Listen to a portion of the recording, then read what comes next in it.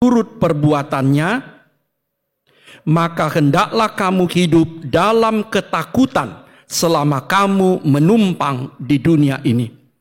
Sebab kamu tahu bahwa kamu telah ditebus dari cara hidupmu yang sia-sia, yang kamu warisi dari nenek moyangmu itu, bukan dengan barang yang fana, bukan pula dengan perak atau emas, melainkan dengan darah yang mahal, yaitu darah Kristus, yang sama seperti darah anak domba yang tak bernoda dan tak bercacat. Ia telah dipilih sebelum dunia dijadikan, tetapi karena kamu, ia baru menyatakan dirinya pada zaman akhir. Oleh dialah kamu percaya kepada Allah yang telah membangkitkan dia dari antara orang mati dan yang telah memuliakannya, sehingga imanmu dan pengharapanmu tertuju kepada Allah. Karena kamu telah menyucikan dirimu oleh ketaatan kepada kebenaran, sehingga kamu dapat mengamalkan kasih persaudaraan yang tulus ikhlas. Hendaklah kamu sungguh-sungguh saling mengasihi dengan segenap hatimu. Karena kamu telah dilahirkan kembali, bukan dari benih yang fana, tetapi dari benih yang tidak fana, oleh firman Allah yang hidup dan yang kekal. Sampai demikian pembacaan kita. Jemaat Tuhan, apa yang bisa kita petik dari bacaan kita tadi? Nah, sebetulnya yang paling baik nanti pulang dari gereja ini kita membaca surat 1 Petrus itu sampai tamat. Hanya berapa pasal? 5 pasal itu. Nah, apa yang bisa kita petik? Ada 3. Pertama, hiduplah sebagai orang-orang yang telah ditebus Allah. Hiduplah sebagai orang yang telah ditebus Allah dengan harga yang mahal, yaitu darah atau kematian putranya sendiri. Nah, saudara-saudara, pada masa dahulu, seorang manusia bisa tergadai atau terjual. Jadi sekarang tidak bisa lagi. Tapi pada masa dahulu, seorang manusia itu bisa tergadai atau terjual. Bisa karena statusnya seorang budak, hamba, dia bukan orang yang bebas, dia orang yang mirip dengan properti atau objek yang bisa diperjualbelikan, dijadikan transaksi. Dia bisa tergadai, digadaikan, dijual. Atau seorang juga bisa tergadai karena dia punya hutang yang sangat besar. Dan karena itu dia tidak bisa melunasinya, karena itu dirinya yang digadaikan. Atau karena dia kalah perang. Nah, Alkitab menggambarkan manusia itu seperti seorang hamba yang tergadai kepada kuasa dosa. Jadi karena manusia itu melakukan dosa, dia diumpamakan seperti seorang hamba, seorang budak yang terjual, tergadai kepada dosa. Dan Tuhan Allah menebusnya. Jadi kata menebus ini diambil dari dunia pegadaian, dari dunia perdagangan. Tuhan Allah menebusnya, membayarnya kembali dengan harga yang mahal. Dia katakan harganya bukan sekedar perak atau emas, tapi dengan darah putranya. Supaya apa? Supaya manusia itu kembali menjadi miliknya. Itu yang dikatakan tadi. Rasul Petrus mengatakan kamu telah ditebus oleh Allah. Ditebus dengan harga berapa? Dengan harga darah Kristus, dengan nyawa Kristus. Nah, sebab itu hiduplah sebagai orang-orang yang sudah dibeli, sudah ditebus oleh Tuhan Allah. Nah, saudara-saudara, apa artinya kalau dikatakan retorika ini selalu kita dengarkan, mulai dari kita muda, mulai dari kita kecil, kita ditebus oleh Tuhan Allah. Nah, apa artinya itu? Artinya kita ditebus, kita dibayar, dibeli kembali oleh Tuhan Allah untuk menjadi miliknya. Dulu majikan kita, tuan kita adalah dosa.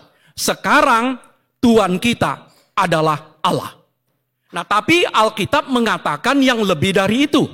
Allah menebus kita dari perhambaan dosa untuk menjadikan kita sebagai anaknya, bukan sekedar sebagai hambanya. Nah, sekali lagi, kita dibayar, dibeli oleh Tuhan Allah, bukan sekedar menjadi hambanya, tetapi menjadi anaknya yang terkasih dalam Kristus. Dulu yang memiliki hidup kita adalah dosa. Sekarang yang memiliki kita adalah Allah. Dulu yang mengontrol, yang mengendalikan hidup kita adalah majikan kita yang lama, yaitu dosa. Sekarang seharusnya yang mengontrol, yang mengendalikan totalitas hidup kita harusnya adalah Allah yang menjadi pemilik kita. Nah, saudara-saudara, kesadaran sebagai orang yang sudah ditebus, orang yang sudah dibayar kembali oleh Allah, itulah inti khotbah kita hari ini. Supaya kita mengembangkan penghayatan, kita memposisikan diri kita sebagai orang yang telah ditebus oleh Allah. Artinya, majikan kita, Tuhan kita, pemilik kita adalah Tuhan Allah. Nah, saudara-saudara, coba bayangkan, Bapak Ibu, misalnya seorang pemilik perusahaan, ada di situ pegawai atau buruh perusahaan yang Bapak pimpin, yang Bapak punyai, tapi tunduk kepada perusahaan atau pemilik perusahaan lain. Tentu Bapak Ibu akan marah besar. Bukan cuma sekedar marah, tapi marah besar. Kita majikannya, tapi dia malah tunduk kepada orang yang lain. Atau bayangkan seorang prajurit dari sebuah negara A, tapi bekerja untuk negara B yang bertentangan dengan negara A itu. Seperti itulah seorang Kristen yang sudah ditebus, yang sudah dibayar Allah dengan harga yang sangat mahal, tapi masih terus memperhambakan, menundukkan, mengalahkan hidupnya untuk melakukan dosa dan kejahatan. Jadi bayangkan betapa marahnya Tuhan. Nah, karena itu terus-menerus melakukan dosa dan kejahatan, bagi kita orang Kristen itu persoalan yang sangat serius. Itu sama seperti melawan majikan, melawan Tuhan, melawan pemilik hidup kita sendiri. Sekali lagi, bagi kita orang Kristen, sesungguhnya melakukan dosa dan kejahatan itu persoalan yang sangat prinsipil dan serius.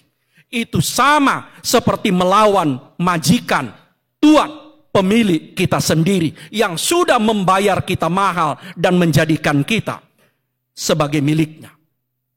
Tapi ada lagi, saudara-saudara.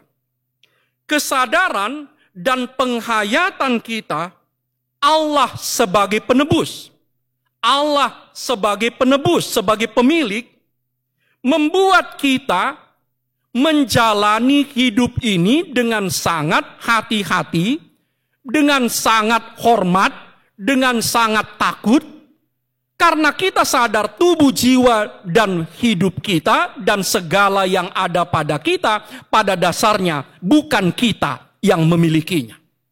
Jadi kalau saudara dan saya benar-benar menghayati tubuhku ini, jiwaku ini, hidupku ini, segala yang ada, yang baik yang ada padaku ini adalah milik Tuhan, tentu kita tidak akan sembarangan bertindak. Bahkan terhadap tubuh, bahkan terhadap milik, bahkan terhadap jiwa kita sendiri. Nah, itu sebetulnya yang mau disampaikan kepada kita kalau dikatakan Allah sudah menebusmu.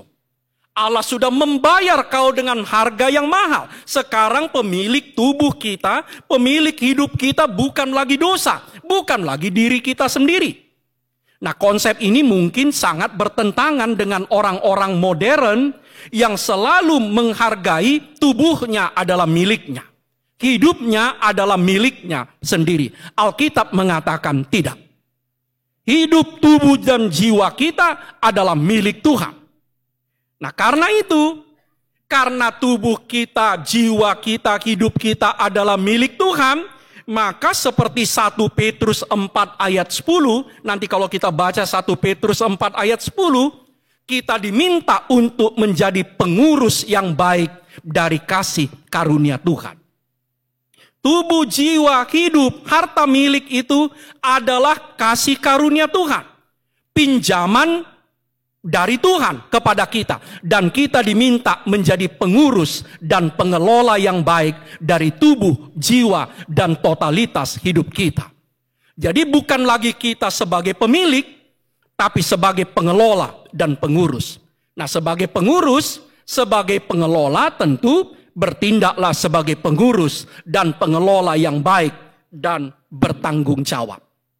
Itu juga nanti yang dikatakan oleh Paulus dalam Roma 14 ayat 12. Kita harus mempertanggungjawabkan diri kita masing-masing kepada Allah.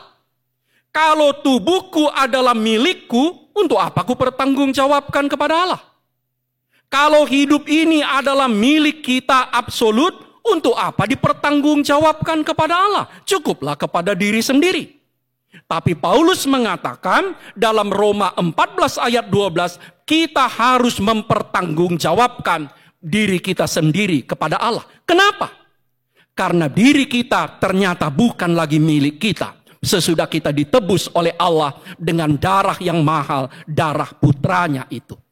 Nah, karena itu saudara-saudara, istilah penebusan itu bukan cuma sekedar retorika bagi kita umat Kristen. Allah menebus kita, yang kita rayakan di Jumat Agung, kita rayakan sebelumnya di Natal, kita rayakan di Paskah, mau mengajak kita untuk menghayati hidup ini sebagai orang-orang yang kini dipunyai, dimiliki oleh Tuhan. Itulah pesan pertama. Yang kedua, apa yang bisa kita petik? Ayat 23, kalau tadi ayat 17. Ayat 23 mengatakan, hiduplah sebagai orang-orang yang telah dilahirkan kembali oleh firman Allah. Hiduplah sebagai orang-orang yang telah dilahirkan kembali oleh firman Allah. Dilahirkan kembali. Hiduplah sebagai orang-orang yang telah lahir baru, hidup baru, atau apapun bahasa yang suka dipakai pada zaman sekarang. Alkitab sebetulnya hanya pakai dilahirkan kembali. Nah, bagaimana konsep dilahirkan kembali ini dalam Alkitab? Kita paling sedikit bisa melihat ada 5 teks tentang konsep kelahiran kembali dalam Alkitab. Yang pertama 1 Petrus 1 ayat 3.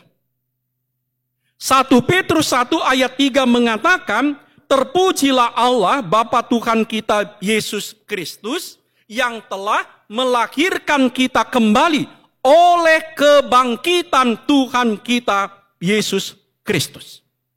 Yang telah melahirkan kita kembali oleh kebangkitan Tuhan kita Yesus Kristus. Apa yang membuat saudara dan saya lahir kembali? Kebangkitan Kristus. Jadi lahir kembali dalam konsep Alkitab bukan hasil treatment manusia. Bukan hasil puasa. Bukan hasil permenungan. Bukan hasil sikap asketik, menyiksa diri. Saudara dan saya lahir kembali karena Kristus bangkit. Dan itu juga nanti yang dikatakan oleh Paulus dalam Roma 6 ayat 4.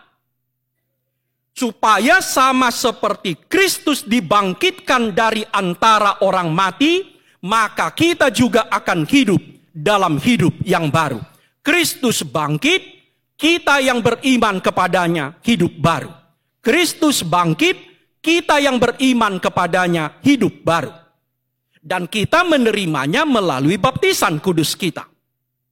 Makanya di dalam Titus 3 ayat 5, dia katakan permandian kelahiran kembali.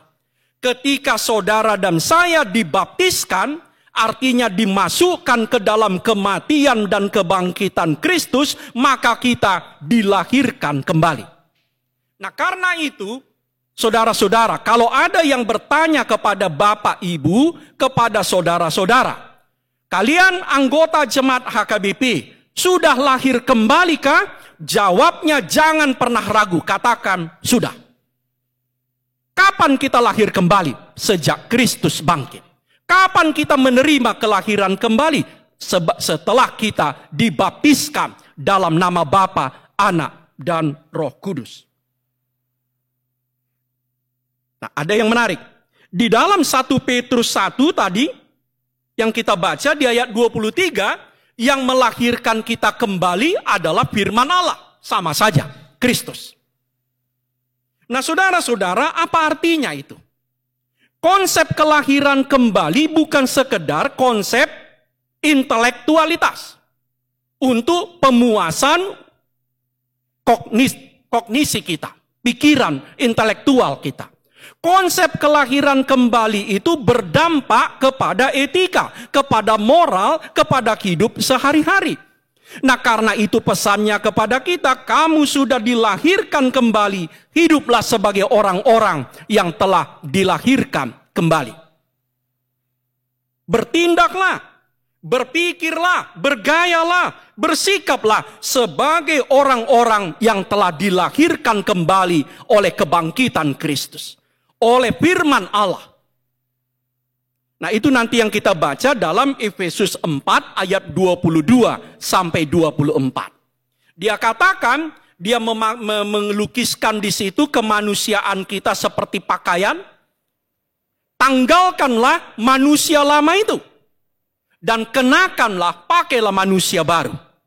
Tanggalkanlah kebiasaan-kebiasaan lama yang tidak sesuai dengan firman Tuhan itu. Kenakanlah, pakailah, biasakanlah kebiasaan-kebiasaan baru yang sesuai dengan firman Tuhan itu. Efesus 4 ayat 22 sampai 24. Nah, tapi kalau amang-inang Bapak Ibu perhatikan tadi, ada yang menarik juga tentang hidup baru ini, lahir kembali ini.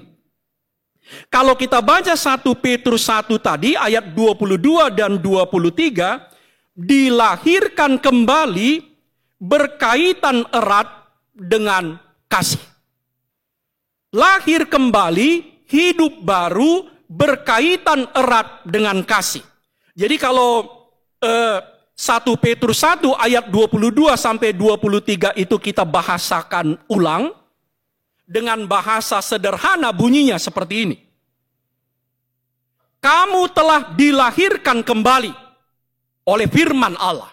Sebab itu sungguh-sungguhlah mengasihi. Nah, nanti kalau kita baca dalam Injil, dalam surat 1 Yohanes, pasal yang keempat ayat 7, dia mirip. Dia katakan, kasih itu berasal dari Allah. Setiap orang yang mengasihi, lahir dari Allah. Jadi setiap orang yang mengasihi, itu adalah orang yang lahir dari Allah. Orang yang dilahirkan kembali. Nah, kalau kita balik, orang yang tidak mampu mengasihi, orang yang hanya memikirkan dirinya sendiri, orang yang membiarkan hati dan pikirannya dipenuhi, dikuasai dengan kebencian, dengan kemarahan, dengan dendam, dengan keserakahan, orang itu berarti belum dilahirkan kembali. Orang itu belum hidup baru, walaupun dia berbusa-busa mengatakan, saya sudah hidup baru, saya sudah dilahirkan kembali. Sebab 1 Yohanes 4 ayat 7 mengatakan, juga 1 Petrus 1 ayat 22 dan 23 mengatakan, tanda kelahiran kembali itu adalah kasih. Nah, ini luar biasa. Baik Rasul Petrus maupun Rasul Yohanes dalam suratnya mengatakan bahwa hidup baru, kelahiran kembali itu berhubungan erat dengan kasih. Saudara dan saya mau menghayati hidup baru. Saudara dan saya, kita semua mau menghayati sebagai orang-orang yang telah lahir kembali oleh kebangkitan Kristus, oleh firman Allah. Jawabnya, mari kita sungguh-sungguh mengasihi. Sebab kasih itulah yang menunjukkan menjadi parameter bagi kita, kita sudah hidup baru, sudah dilahirkan kembali. Yang ketiga dan terakhir, hiduplah sebagai orang-orang yang tahu dan mampu mensyukuri atau membalas kebaikan Allah. Itulah epistel kita tadi. Jadi epistel dari Mazmur 116 ayat 12 sampai 19. Dia mau melengkapi surat 1 Petrus itu merayakan Minggu Misericordias Domini. Misericordias Domini artinya bumi penuh dengan kasih setia Tuhan. Penebusan. Kita semua ditebus Allah dengan harga yang sangat mahal, yaitu darah putranya, adalah semata-mata kasih setia Tuhan. Kelahiran kembali. Kita semua orang percaya dilahirkan kembali menjadi hidup baru, semata-mata adalah kasih setia Tuhan. Karena itu memang benarlah bumi ini penuh dengan kasih setia Tuhan. Dan sang pemazmur bertanya kepada dirinya sendiri di ayat 12. Mazmur 116. Bagaimana akan kubalas kepada Tuhan segala kebaikannya kepadaku? Bagaimana akan kubalas segala kebaikannya kepadaku?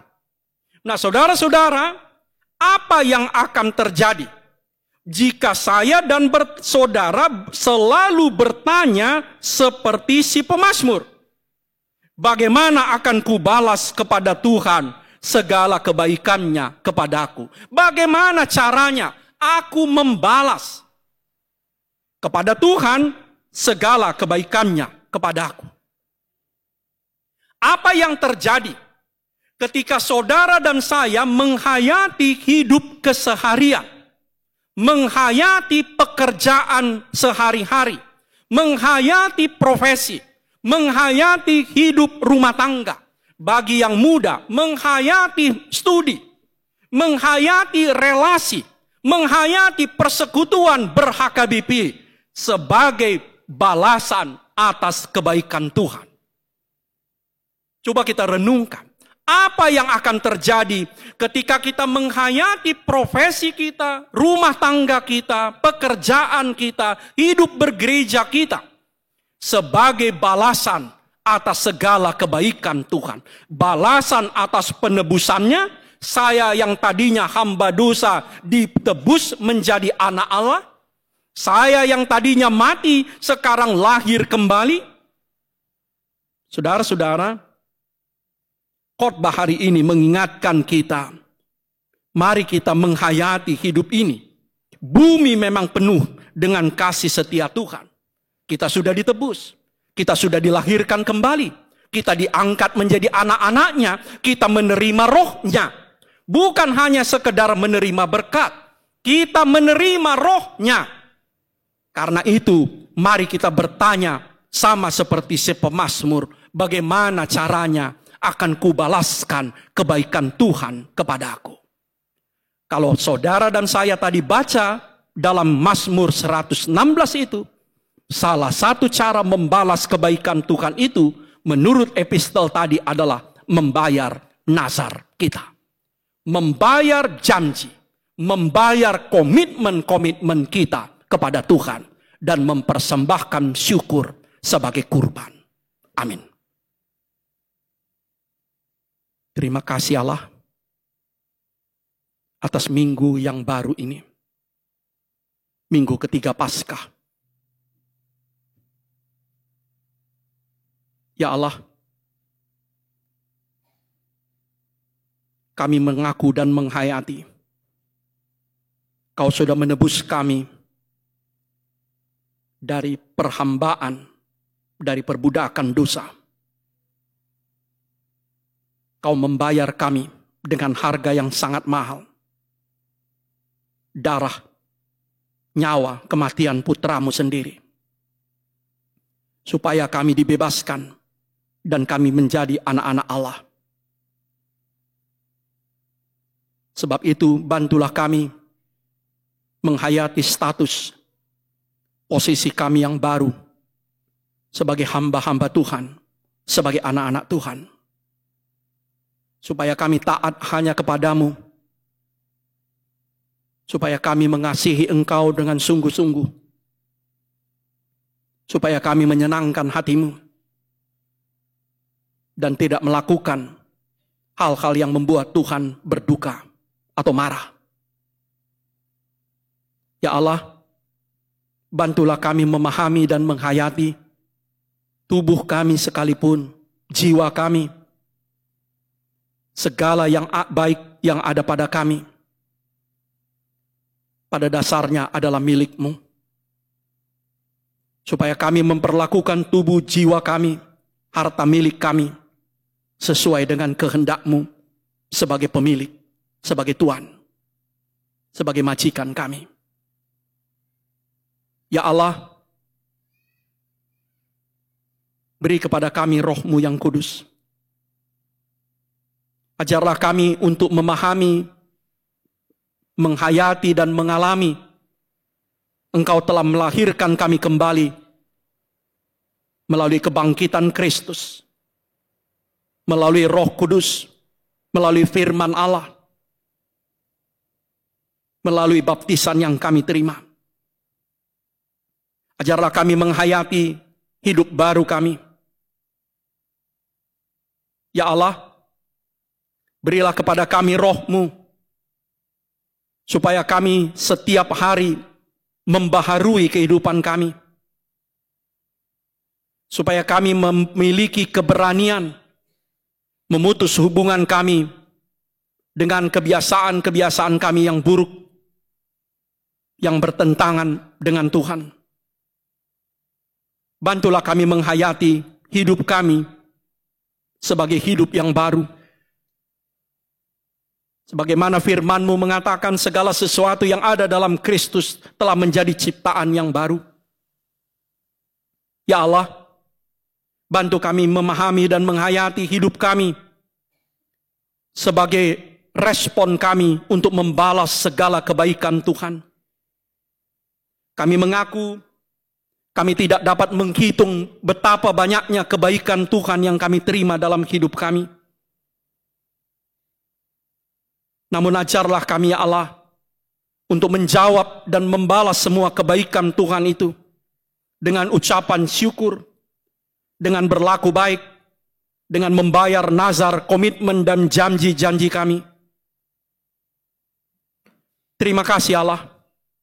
Bersama-sama dengan Sang Pemazmur kami mengaku bumi penuh dengan kasih setia Tuhan. Dan biarlah hati kami juga penuh dengan ucapan syukur, ucapan terima kasih kepadamu. Berkati gerejamu HKBP Serpong ini. Berkati pendeta-pendeta kami di sini. Berkati para penatua. Berkati semua warga jemaatmu kecil maupun besar. Satukan kami dalam kasih. Satukan kami dalam iman. Satukan kami dalam pelayanan. Demi kemuliaan nama Bapa, Anak, dan Roh Kudus. Amin.